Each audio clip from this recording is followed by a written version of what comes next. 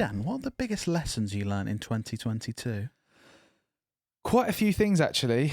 Quite a few things. A few big things? A few big things, yeah. I do think that 2022 was a big lesson learning year, if that makes sense. That would make sense. Yeah, I heard a lot of people say that. 2022, classic big lesson learning year. I think we've learned things along our journey of running Knowlton. We've learned a lot of things, but look, like I spent some time preparing for this episode and looking back, and there's just lots of really big lessons that have been game changing for us that I'm hoping through sharing this with you guys and the listeners, it will be useful for you. As you know, Anne, because we share our story with you and what we're going through in the hope that you'll find it entertaining and hopefully you'll learn from our mistakes and the good things we do as well. So I think that will be positive for the anchors out there. Yeah, and I also think a lot of my ones anyway, are tied to mistakes we've made as well. So you can get an insight into some of the things we've done wrong. That's the good thing with you, because you make so many mistakes. There's a lot of things you can learn. Exactly.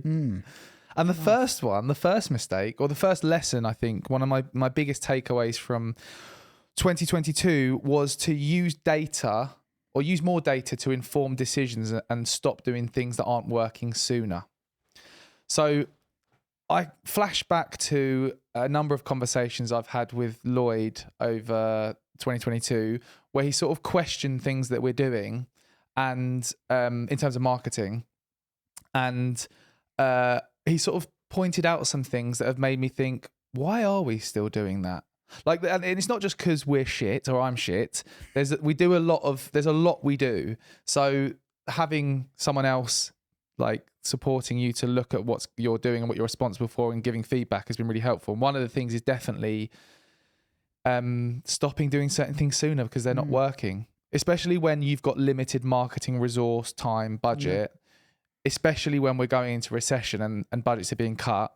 I think it's important that you really spend your budget wisely and your time wisely. It's really interesting you put that down, because I put a data in capital letters with lots of exclamation marks in my notes as one of the biggest things I've kind of learned from. And I think we're getting better and better, but I want to continue into this year using data more and more for our decision making. Because like you said, we've looked back on things and it's kind of been like, I mean, if we looked at the data there, we could have seen that was an issue, or that wasn't performing as well, or that we could have improved this, and we could have made those decisions sooner. So this year, I want to try and use data better to inform us. And I think already in our monthly management meetings, we've produced this kind of summary page of all the things we track. Well, not all the things we track, the most important things we track. And it's color coded to show us if we're achieving things, if we're failing, if we're somewhere in between.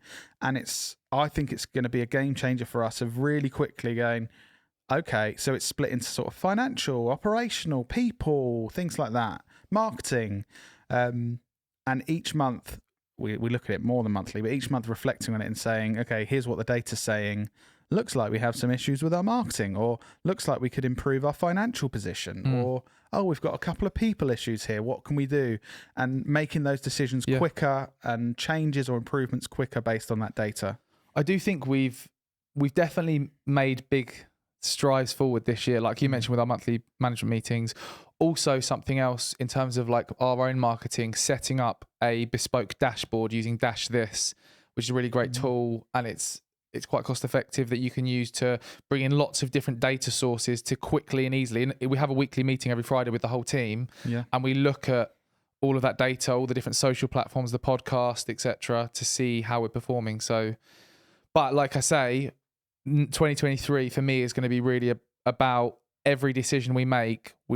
I need to be, or the team needs to be saying, we're making this decision because that's what the data's saying, rather than just it feels good, like the right thing to do.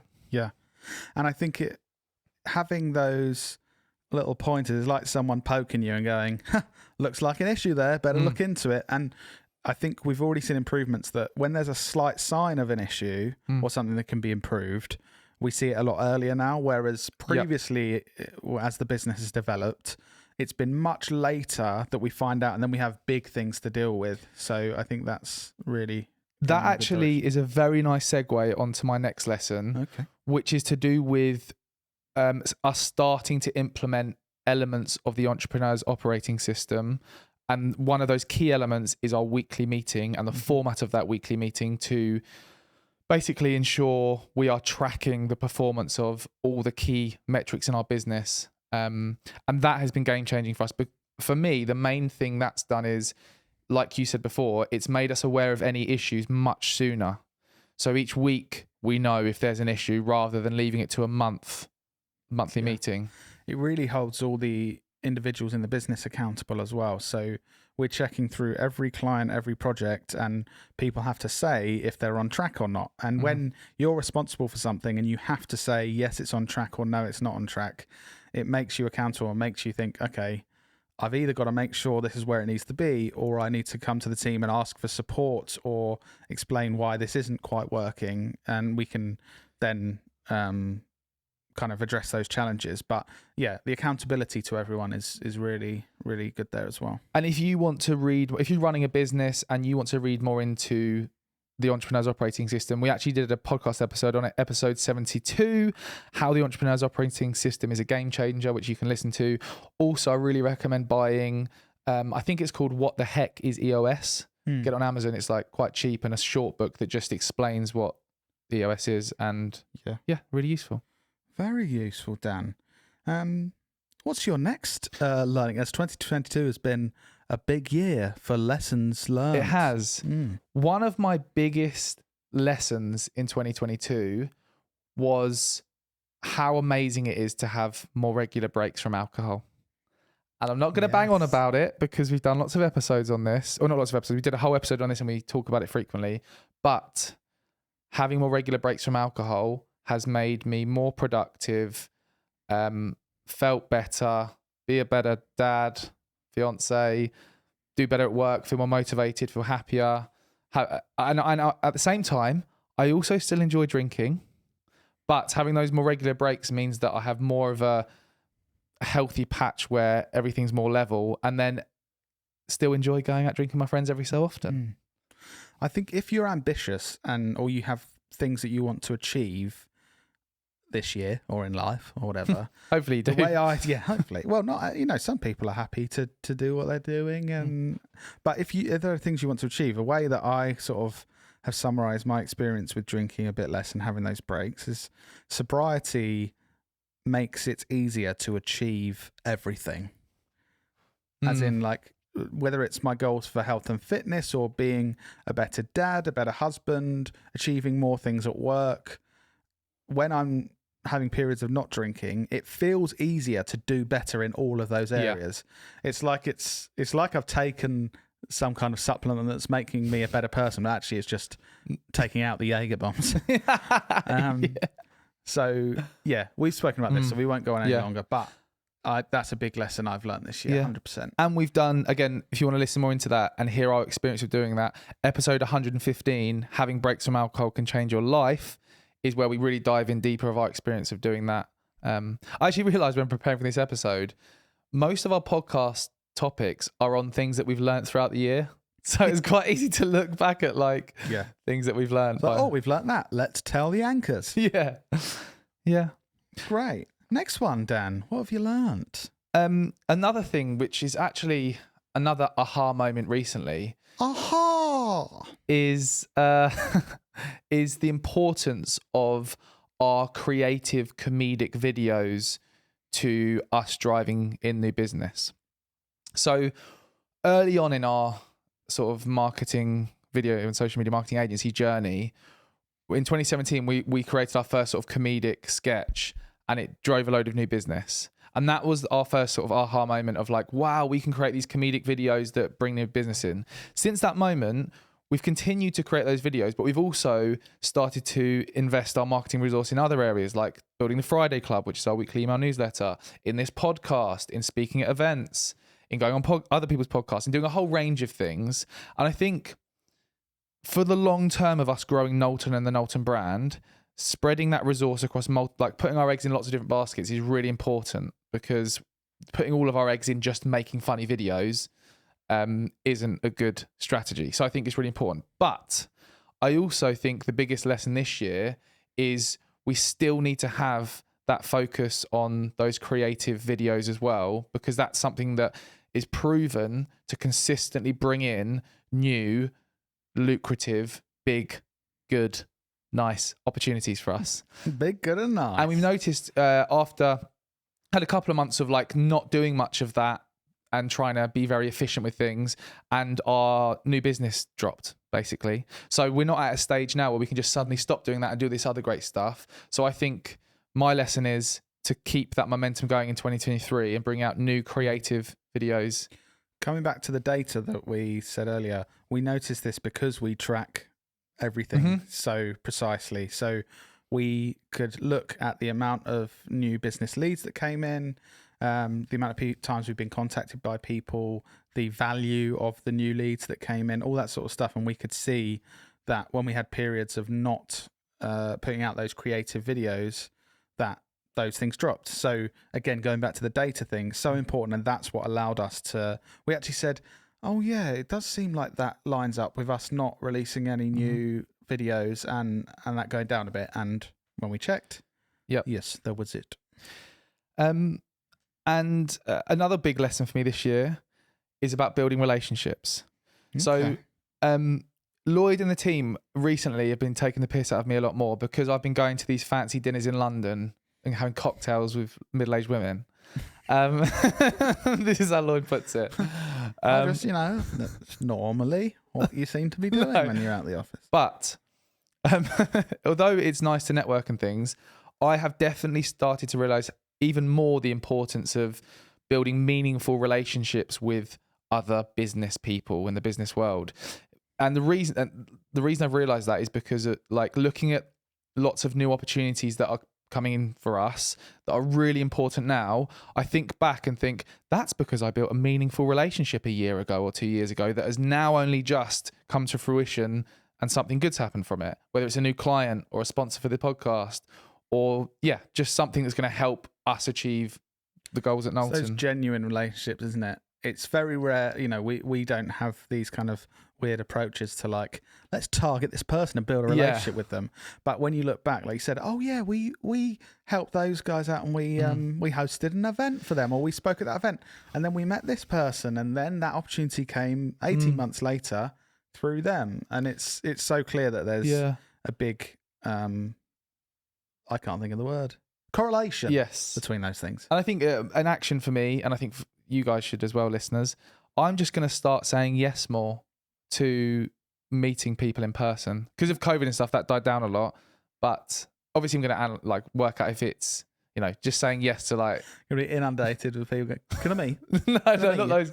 But you know what I mean? And we actually just anchors, if you actually want some useful, actionable advice for how you can build better relationships, episode 119, why relationships are critical to growing your business, and how you can build them, is an episode you should listen to because we go into a lot more detail. Can I tell you something that I've really learned? Go on. I've been thinking a lot about lately. That businesses are nothing without people. And I just think this year I've noticed so much because our team are so strong right now. And it's been a journey to get there. There's been ups and downs and challenges as we've grown our team. I've realised how much of a massive effect, like even if on paper, like you have everyone's CVs laid out and people are like, they've got the same qualifications, it makes such a difference the type of people that you're working with. That is so true. And I think at the moment we've got like such a great group of like creative, intelligent, caring, kind people, a few words to describe them. And it just makes such a massive difference. Like, and weirdly, I don't know if people would think this, but having a group of people with those qualities, it makes a difference to the quality of the work we produce. Definitely does. And it's because if you're working with a load of people that you know have got your back and like you actually genuinely like and you enjoy working with and all that stuff, you just naturally do better work. And like there's been times in the past, there's been a couple of people that have in the past negatively affected the business and the kind of atmosphere and the way we all work together. And it's just so clear on reflection that has a really massive effect. And if there are people that aren't quite right, it doesn't mean they're terrible people. No. But if they're not right or they're having negative effects on other people, it really is something you need to sooner identify and take action sooner. really quickly. I agree. But yeah, I love working with our team, and I know we're doing the best work we've ever done, and it's and for a lot of our clients as well, I've noticed those that focus on people have really strong businesses in a good place. And those where they've got It's just issues a with machine. people, it's kind of a machine. You think this isn't going to last long. Like, it might be okay now, but there's cracks appearing because these people don't give a shit about each other. Yeah. You're not treating them as well as they should be treated, and you can see those cracks and how long term it's not going to. I also think we're fairly fortunate. As the team grows bigger, I think it's going to be more challenging. Like, comparing us at our size, 10 to 12 people, to like 50 people. Yeah. I bet I can imagine it gets more difficult. There's a higher chance you're going to have those people that don't have a positive effect and have to deal with those issues. But yeah, I think because we realise how important it is now, I'm hoping also, like, we all know what we're looking for, and we'll see those red flags if they do come up, hopefully. But yeah. Thank you, Team Knowlton. Yeah. You are lovely people. Also, sorry I didn't ask you your lessons sooner. I didn't know you had any for this episode. So, you kept asking me, what are your lessons you've learned? And I just kept reeling them off. I'd normally ask you. Dan has learned to ask other people questions in a conversation occasionally. Give us another one if you've got some more, Lloyd.